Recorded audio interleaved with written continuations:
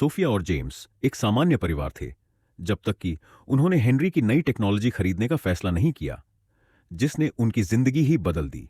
सोचिए, अगर आपने ऐसा रोबोट खरीदा हो जो बिल्कुल एक जीवित इंसान की तरह दिखता, बात करता और आपकी हर इच्छा पूरी करता हो, तो आपको कैसा लगेगा? फिल्म के अंत में जो हुआ वह कुछ ऐसा था जिसकी मैंने कभी उम्मीद नहीं की थी। शायद मानवता को भविष्य के लिए पहले ही तैयार किया जा रहा है, इसीलिए इस फिल्म को ध्यान से देखें। Enjoy the movie. 3 महीने पहले सोफिया और जेम्स सड़क पर खड़े होकर जगह बदलने पर चर्चा करते हैं। जब वे अपना काउच अपार्टमेंट में ले आते हैं तो लड़की बैरी को धन्यवाद देने के लिए डिनर पर बुलाती है। बैरी जाने के बाद कहानी का सबसे दिलचस्प हिस्सा शुरू होता है, लेकिन अचानक एक फोन कॉल आता है। जेम्स को एक चौंकाने वाली खबर मिलती है कि उसके पिता की मृत्यु हो गई है। यह जोड़ा उस घर में शिफ्ट हो जाता है जहां जेम्स बड़ा हुआ था और पुरुष सुबह सुबह काम पर निकल जाता है। सोफिया सुबह अपने पति को एक उपहार देती है जिससे वह खुश हो जाता है। फिर वह नीचे किचन में जाती है जहां रोजा लड़की को कॉफी ऑफर करती है, लेकिन लड़की सिर्फ एक किताब लेती है। सोफिया नोट्स बनाती है और जब रोजा दोपहर का खाना खाने का सुझाव देती है तो सोफिया मना कर देती है और सुझाव देती है कि हाउसकीपर को आज का दिन फ्री ले लेना चाहिए। इसी बीच जेम्स ने अपने पिता की कंपनी संभाल ली है। अपने पिता की कुर्सी पर बैठकर जेम्स को चिंता होती है कि वह नए प्रोजेक्ट के प्रमोशन और कंपनी चलाने में सक्षम नहीं होगा। उसका सहायक रोलैंड कहता है कि सब ठीक हो जाएगा क्योंकि रोजा आज का दिन फ्री नहीं लेना चाहती, और सोफिया सोचती है कि बचपन में वह किसके सपने देखती थी। महिला जवाब देती है कि वह अब अपने काम से खुश है। वे एक सामान्य समझौते पर पहुंचने की कोशिश करते हैं और सोफिया कहती है कि वह अमीर घर में रहना सीख नहीं पाई है, इसलिए वह सब कुछ खुद करना पसंद करती है। जेम्स के घर आने के बाद सोफिया स्वीकार करती है कि उसने सभी कर्मचारियों को निकाल दिया है, जिससे उसका पति हैरान रह जाता है। लड़की कहती है कि कर्मचारियों ने कई सालों से अपने परिवार को नहीं देखा, इसलिए उसने उन्हें सेवरेंस पे दिया और उन्हें जाने दिया। वे अगले कदम के बारे में चर्चा करते हैं क्योंकि बहुत कुछ करना बाकी है। सोफिया सुझाव देती है कि वे और उदार बने। अब वे एक बड़े महल में अकेले रह गए हैं जहां उन्हें कोई देख नहीं सकता और वे जो चाहें कर सकते हैं।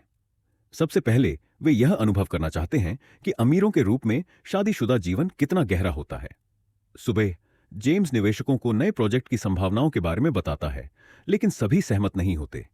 उनकी बातचीत तब एक फोन कॉल से रुक जाती है जब सोफिया कहती है कि उसे लॉन मोवर के साथ मदद चाहिए। जेम्स खुश नहीं होता और काम के बाद मदद का वादा करता है। लॉन मोवर को ठीक करने की कोशिश में जेम्स गुस्सा हो जाता है।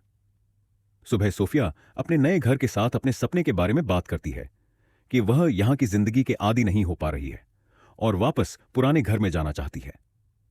जेम्स जल्दी से आदी हो जाने की सलाह देता है, नहीं तो बहुत देर हो जाएगी। अपने सहायक के साथ अपने विचार साझा करते हुए जेम्स कहता है कि कंपनी अकेले चलाना उसके लिए मुश्किल है, लेकिन वह इसे संभाल लेगा क्योंकि उसे यह काम करने में दिलचस्पी है। वह कहता है कि उसकी पत्नी उसे काम से विचलित कर देती है क्योंकि उसने सभी नौकरों को निकाल दिया है और अब उसे खुद को विचलित करने की जरूरत है। सहायक एक समाधान का सुझाव देता है और सोफिया को वह उपाय पसंद आता है। पता चलता है कि जेम्स के पिता से एक उभरती हुई नई टेक्नोलॉजी कंपनी ने संपर्क किया था। वे सुबह समाधान देखने आते हैं। जूलियन ब्यूरोबॉट्स दिखाते हैं जो अपने मालिकों की सभी जरूरतें पूरी करने के लिए पूरी तरह तैयार हैं।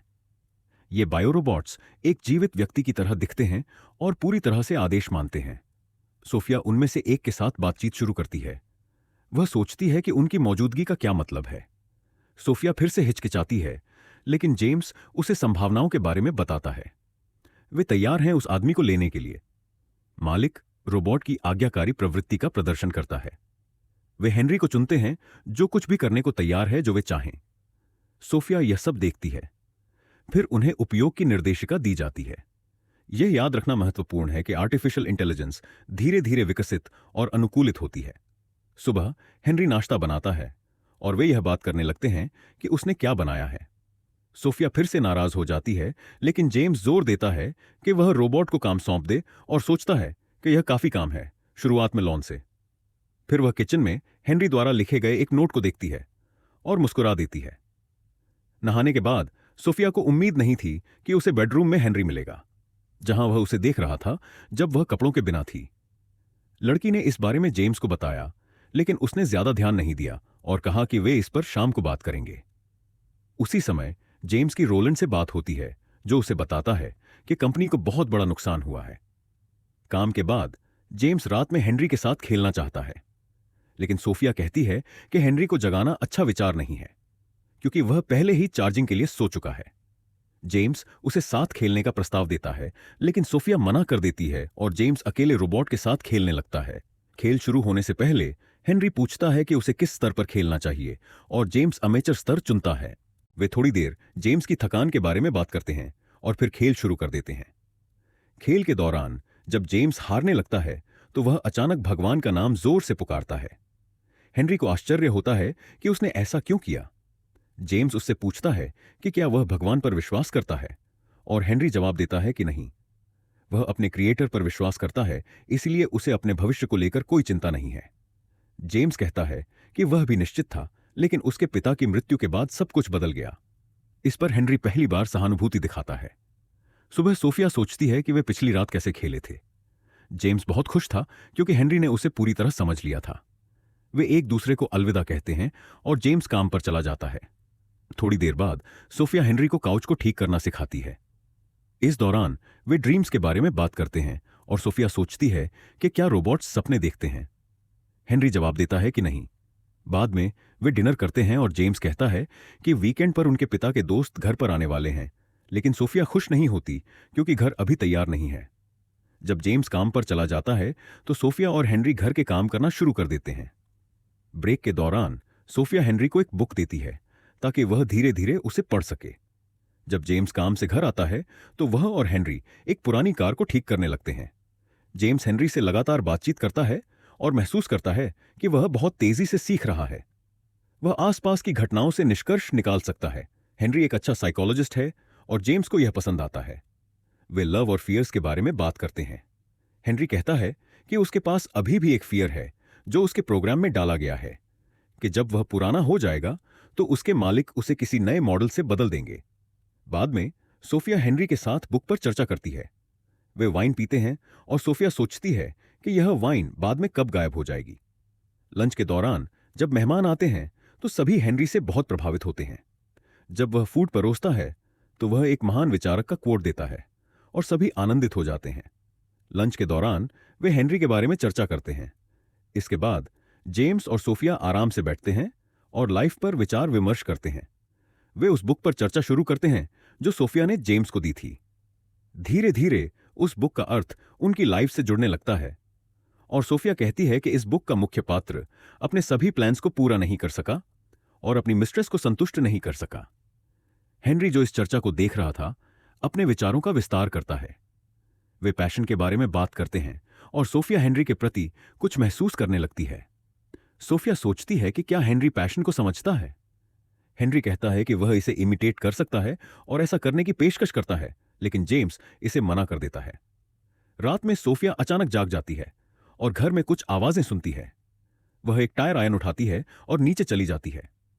खिड़की से झांक कर देखती है कि हेनरी लॉन पर पूरी तरह निर्वस्त्र पड़ा हुआ है। सोफिया उसे जगाती है, लेकिन हेनरी समझ नहीं पाता कि वह यहां कैसे आया। वह कबूल करता है कि उसने एक ड्रीम देखा था जिसमें उसका सपना अधूरा रह जाता है। वे दोनों घर के अंदर चले जाते हैं। चलते समय सोफिया गलती से हेनरी को छू लेती है और उसी क्षण जेम्स घर से बाहर निकलता है और यह दृश्य देख लेता है।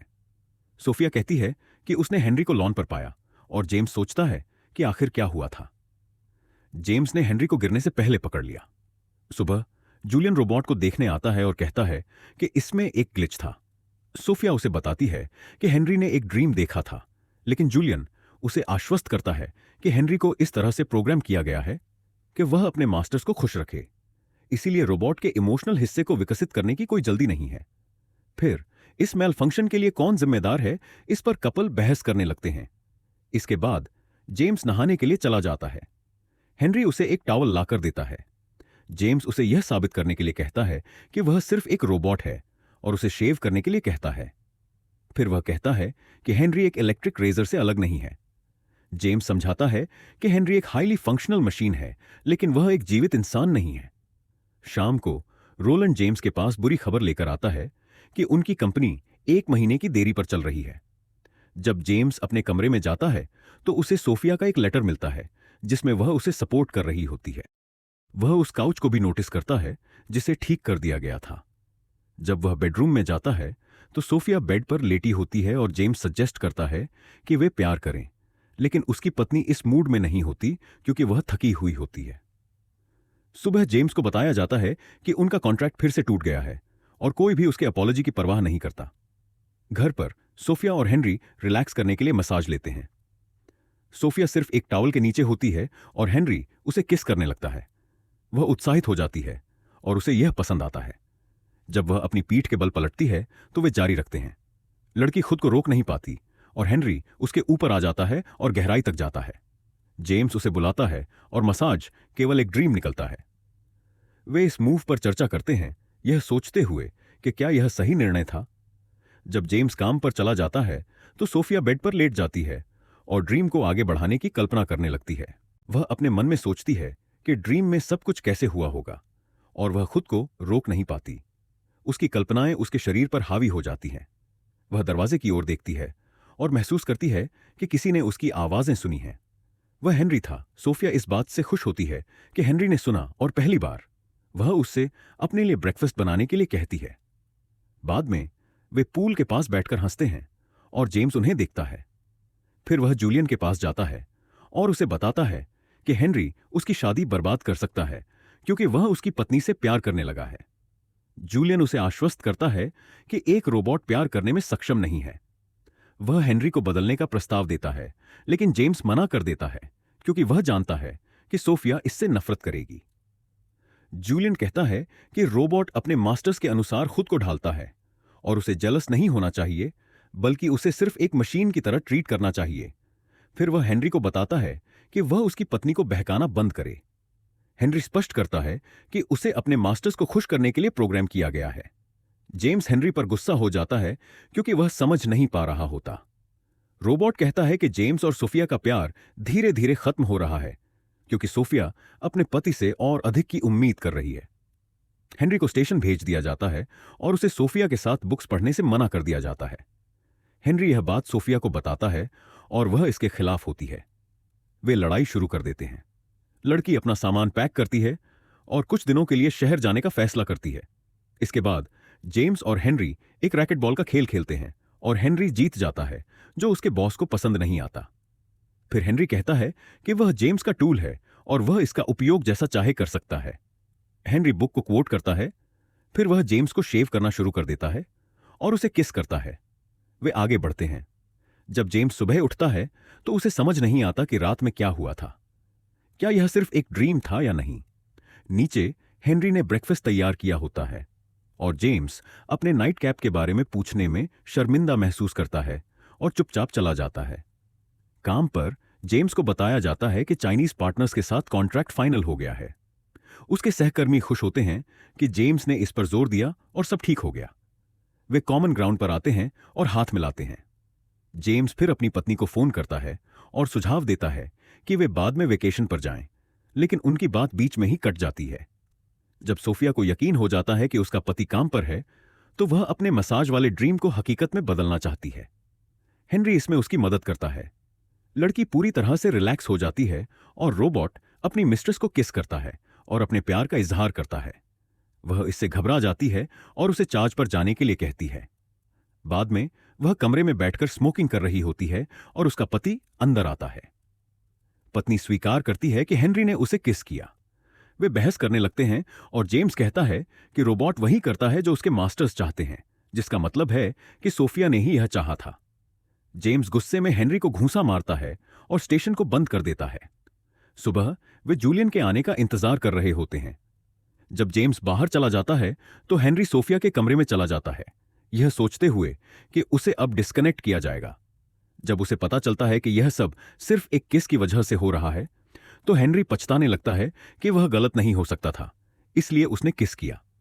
वह हेनरी से कहती है कि जब तक वह अपने पति से बात नहीं कर लेती, तब तक वह उसे बंद न करे।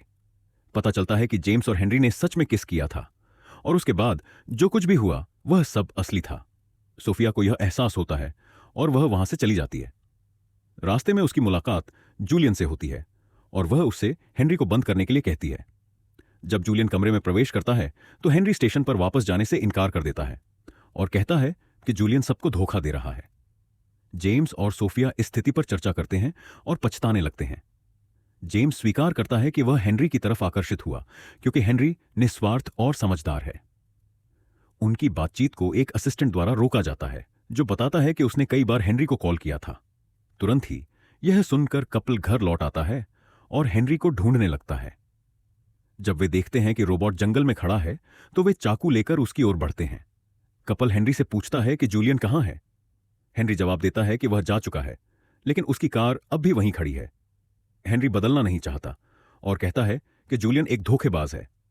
वह स्टेशन पर वापस नहीं जाना चाहता और बताता है कि वह 17 घंटे से चार्ज नहीं हुआ है और उसकी बैटरी कभी भी खत्म हो सकती है।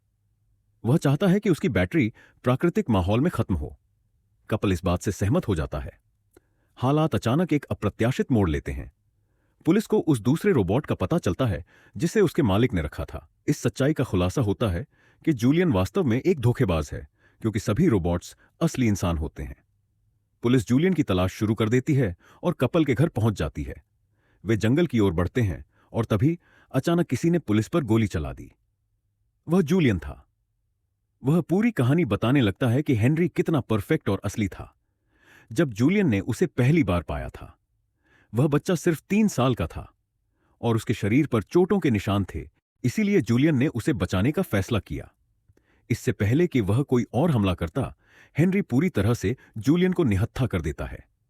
फिर वह चला जाता है क्योंकि वह खुद को जीवित महसूस करना चाहता है। को इस घटना का पछतावा होता है, लेकिन वे कुछ नहीं कर सकते। 5 साल बाद कपल पार्क में टहल रहा होता है और अपने बेटे को पुकारता है, हेनरी, आप इस तरह के भविष्य की तैयारी के बारे में क्या सोचते हैं? अपनी राय कमेंट में लिखें। आने वाले समय में आर्टिफिशियल इंटेलिजेंस से जुड़ी तकनीक हमें कहां तक ले जा सकती है? पूरी स्थिति को गहराई से देखें।